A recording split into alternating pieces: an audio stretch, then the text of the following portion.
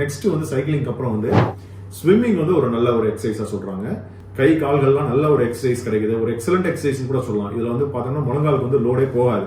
அதனால வந்து energy expenditure வந்து நம்மளுக்கு ஒரு நல்ல முறையில் இருக்கிறதுனால நம்மளுக்கு ஈஸியா பாடி வெயிட்டை வந்து நல்லா குறையும் அப்படின்னு சொல்றாங்க. சில பேருக்கு ஸ்விம்மிங் தெரியாதவங்களுக்குலாம் வந்து அடுத்தபடியா பார்த்தோம்னா பூல் வாக்கிங்னு சொல்லக்கூடிய கான்செப்டும் இருக்கு.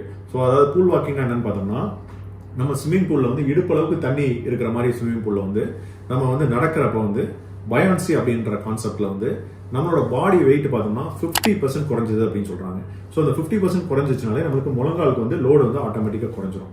ஸோ நம்ம நடக்கிறப்ப உங்களுக்கு ஆட்டோமேட்டிக்காக முழங்காலுக்கு லோடு கம்மியாயிருது, அதே டைம்ல எனர்ஜி எக்ஸ்பெண்டிச்சர் ஆகி நம்மளுக்கு வந்து பாடி வெயிட் நல்லா குறையுது அப்படின்னு சொல்றாங்க. சில பேர் பார்த்தோம்னா பூல் ஜாக்கிங்லாம் போறாங்க.